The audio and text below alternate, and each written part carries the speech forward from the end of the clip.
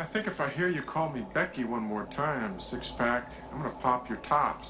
All six of them.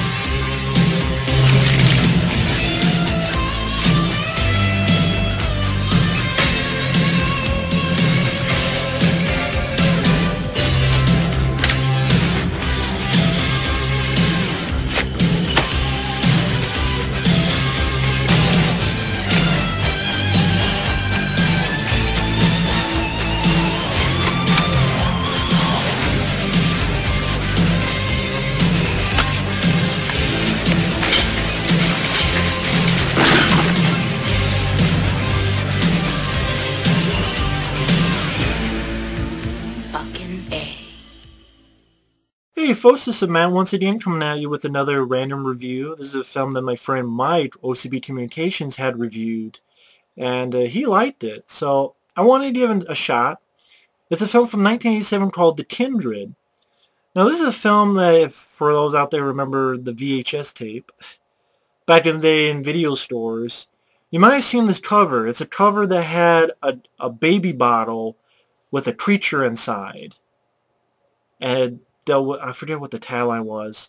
Something about Anthony, which is what the creature is. Anthony. His name's Anthony. And it's directed by these guys who, I guess these two had directed some films I've heard of, like The Dorm That Dripped Blood, which I think is known as Pranks, I believe. And also a film called The Power.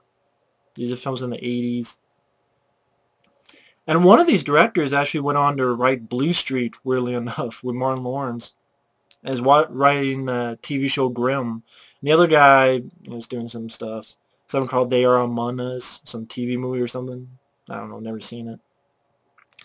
At the end of the day, I thought this film was a decent time waster. Didn't love it, but I liked it. You know, it's a film that I don't think it deserves not being on DVD, which I heard that Synapse was going to put it on DVD. But then something happened. I don't know if the rights got fucked up. I don't know if Synapse got fucked up. I don't know what happened. But, you know, one day they don't release on DVD, then all of a sudden, no. There are much worse movies that are on DVD. This film deserves to have a DVD release. Starts off with kind of a bit of business that, in a way, has nothing to do with the rest of the movie, in a way, which I'll get to. But you have this guy who's trying to go around this truck, and he's driving really fast, not looking where the fuck he's going. He's a fucking idiot. And of course there's something crashed up ahead, and the guy's like, oh shit, and crashes and blows the fuck up because he's a dumbass. And then somehow the guy's alive, which I'm like, how the fuck is he alive? Gets put in an ambulance, which then gets hit off the road, and this guy who hit them knocks one paramedic out, I should say, and knows the driver of the paramedic, and feels, I guess this is something they do, where they'll take bodies to sell it to a doctor, Rod Steiger, and uses these bodies for research. And like the paramedic asshole gets, the driver, I should say, gets paid off.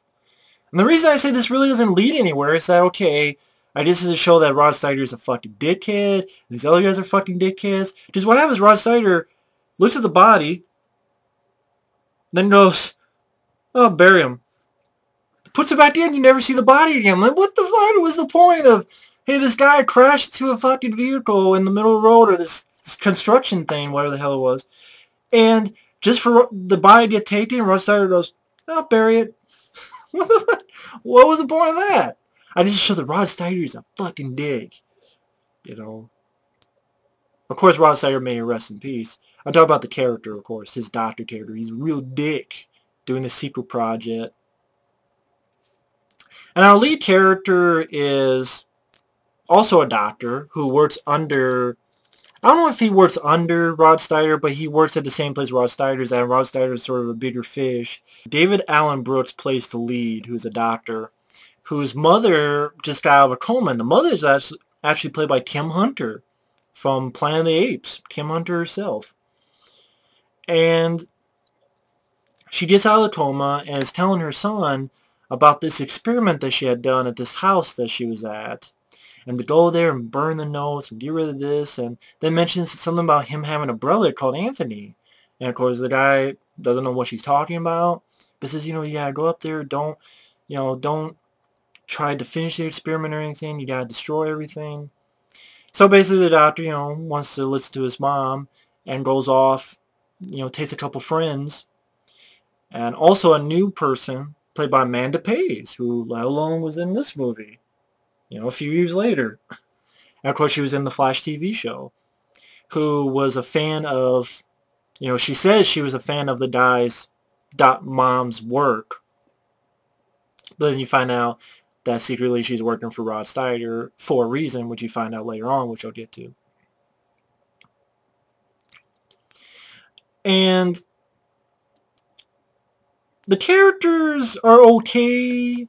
Like, the acting's okay. I can't really say they're Oscar caliber acting, to be honest. They're there. I can't really say they're great acting, They're there, though.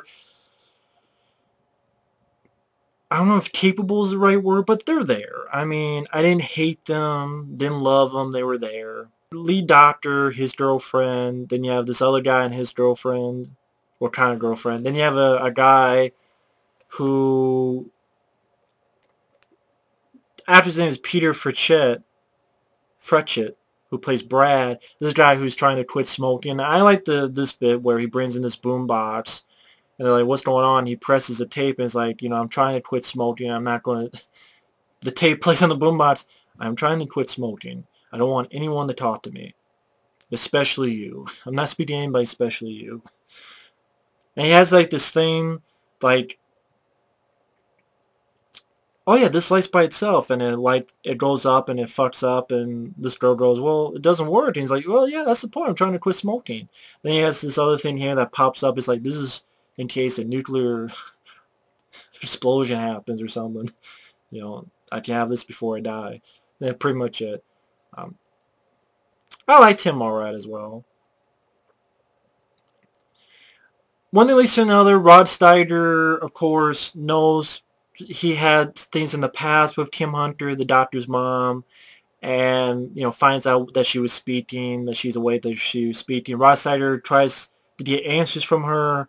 Ultimately, Rod Steiger ends up killing Kim Hunter.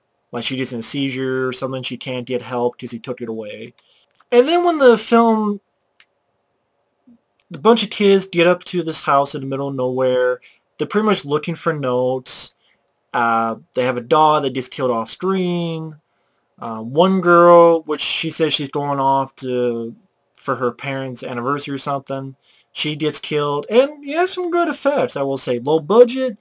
Yes, they're low budget, but they're practical, and I like them. Their tentacles comes out, wraps around her face. And I like this bit where some tentacles go in her skin. Even one goes up her nose.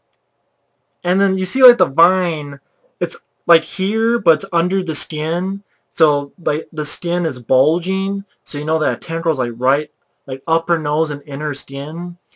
I like some of the practical effects. And even when you see the creature itself, which is the creature on the VHS tape, so they didn't lie about that, like a lot of tapes do. I liked it. It's low budget. It's, puppets or, whatever the hell it is. But I liked it. They have a charm to it. And I liked it, especially when you get the bigger one, Anthony itself, or himself. I liked it. I can admit it. Some I think could say is cheesy, but I liked it.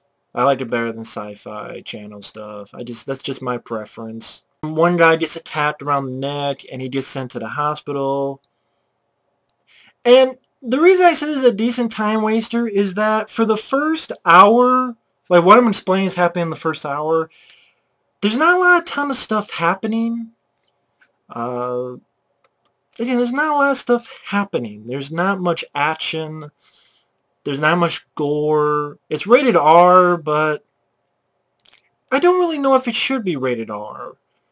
I don't really see why this is rated R. It's not that gory. I guess the scene with, with the woman was too much for them. But not a lot of people die in this film. It's not a body count movie. It's not a gory film at all. I really don't think this film should have been rated R. I think this could have been rated PG-13. Especially 80s PG-13. Let me put it that way. If Red Dawn did PG-13, was there PG-13 in 87? I think there was. I can't remember now. Now I'm fucked up. I have to think there was there. See, now I'm spacing out. PGR, maybe there wasn't. No, I would think there would be. So, I think there was. I know someone's going to say, oh, the PG-13 or whatever. PGR. Yeah, PG-13 was around because Dirty Dancing was 87. That's PG-13. So, yeah. Especially for 80s PG-13, I think this would work. Because it's not that gory of a film. It's not, you know, it really isn't. And the first hour is a little bit slow. There's not a lot of action going on. There's not a lot of stuff going on. You have a little teeny bit where maybe there's going to be a love triangle between Amanda Pays, the lead guy's girlfriend, the lead guy. Really not much to that. You find out Amanda Pays is working for Rod Steiger because she's infected with something. Which there's a nice scene where you definitely find out what she's infected with. But the first hour, there's not much happening. But then the last 20 minutes, you get some good stuff. They decide to leave. This big tentacle flips over the fucking car. Their buddy who's in the hospital, he's like, I gotta warn my friends, because there's no phone there, so he can't call. So I like this bit that the guy just says, fuck it, leaves the hospital, knocks people down, steals a fucking ambulance. I thought that was cool. That's a good friend. You know, that's a good friend. Can't call them? Fuck, I won't steal the fucker. You know, I like that. I'm like, okay, that's a good friend. You find out what happened. Amanda Pays, the reason she was doing this. She was given this medication from Rod Steiger. Something happened before that. And so now that it's too late for her, she's getting fucking deals. Deals from her net, deals, really good practical effects. I liked it, and she pretty much dies. But I like that. It was a pretty good effect sequence, in my opinion. I like the lead guy's girlfriend falls in this pit, and he tries to get her out. He goes down, they crawl through this muck in this pit, and then you see Anthony. And I liked the look of Anthony. I do. Some people, again, people may say it's cheesy, but it's practical, and I like the look of him. I liked it. I don't fry the fucker. And I like that the Brad character's helping out as well. Rod Steiger gets there and says, no, you can't kill Anthony. But he gets fucked up. Not really that satisfying of how he gets fucked up. Pretty much they fry the fucker. And so, like, things are exploding, which is good. I like that. Things are exploding. There's a lot of goop. And a lot of goop falls on Rod Steiger.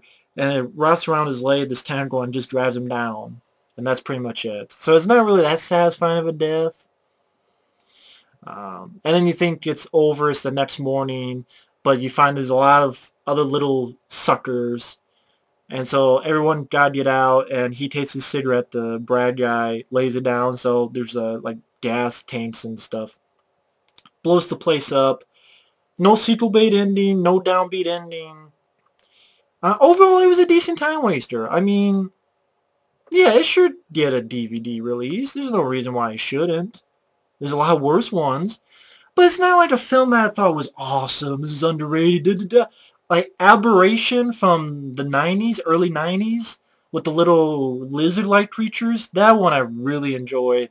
I say I enjoyed that film more than this one. The characters were there. They weren't bad, but they weren't great either. They weren't really the most interesting characters. Not really that much memorable dialogue. It's not a gore fest. It's not a body count. Most of the kids live. There's the one that died, and then one got hurt, but he lived. And then Amanda Pays and Rod Steiger. But most of the kids live. Which I'm fine with, because I didn't mind them. It's not like I hated them or anything. I was fine with them. I like the little bit of effects that you see, like the tentacles and stuff. That opening is still weird, because it really, like, just for Rod Steiger, oh, bury him. I'm like... I guess to show that Rod Steiger's doctor character is a dick. Just like the paramedic comes by, the asshole one, he wants more money, so Rod Steiger like sticks him in this place where, I guess, I don't know if it's experiments or whatever, or if it's just crazy people. He gets dragged away, and then that's it. Never see that room again. I'm like, okay, does it? I don't know. So it's not much action the first hour, not much happens, but overall, decent time waster. Nice to see Rod Steiger and Kim Hunter.